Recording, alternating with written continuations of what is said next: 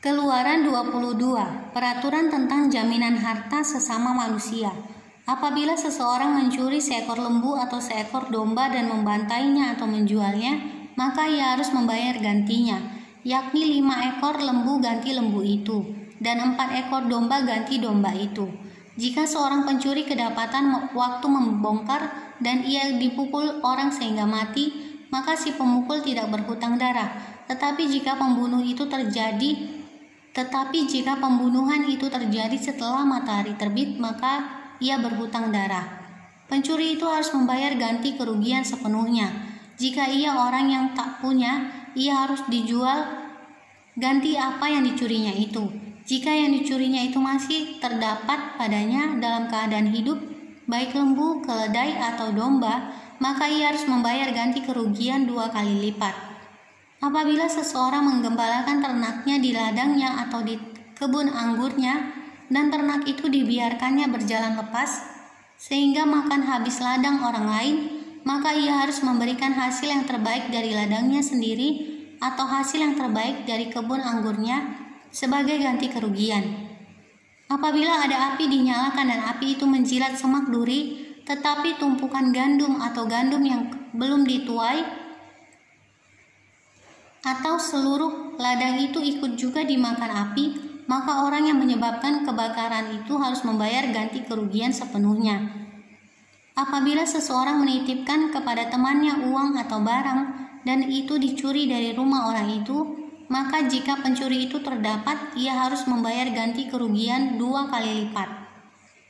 Jika pencuri itu tidak terdapat, maka tuan rumah harus pergi menghadap Allah untuk bersumpah bahwa ia tidak mengulurkan tangannya mengambil harta kepunyaan temannya.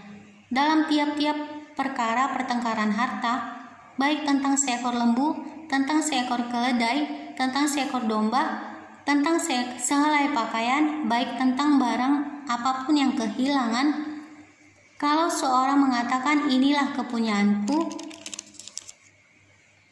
maka perkara kedua orang itu harus dibawa ke hadapan Allah. Siapa yang dipersalahkan oleh Allah haruslah membayar kepada temannya ganti kerugian 2 kali lipat.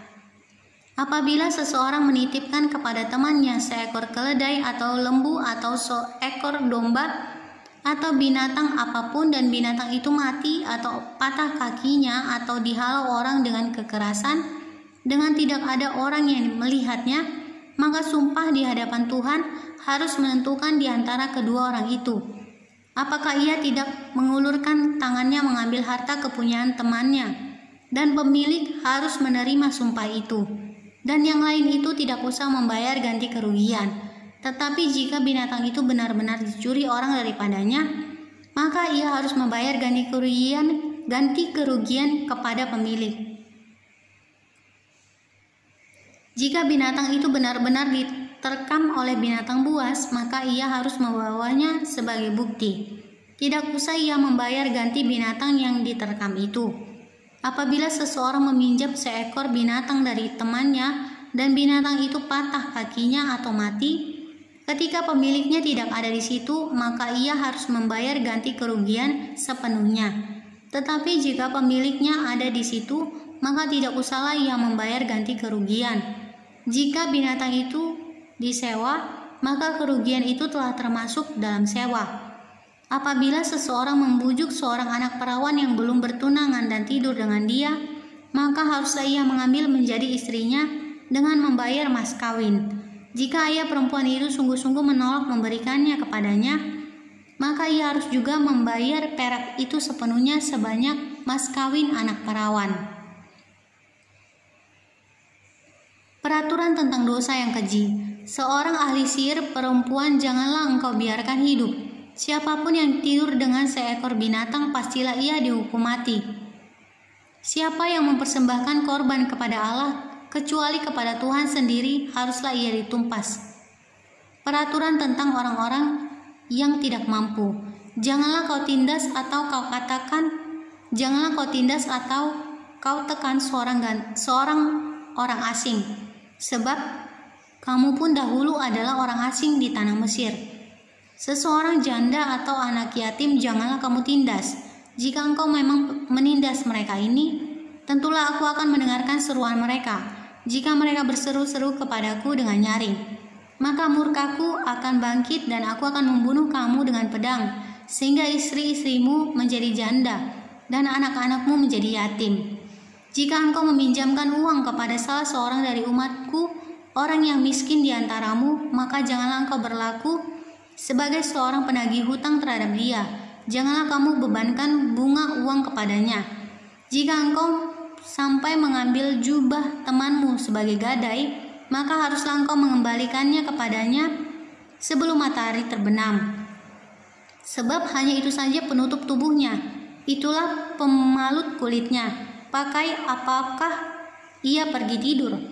Maka apabila ia berseru-seru kepadaku, aku akan mendengarkannya, sebab aku ini pengasih.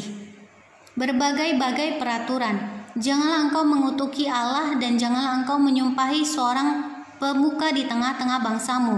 Janganlah lalai mempersembahkan hasil gandummu dan hasil anggurmu. Yang sulung dari anak-anakmu lelaki haruslah kau persembahkan kepadaku. Demikianlah juga harus kau perbuat dengan lembu sapimu dan dengan kambing dombamu.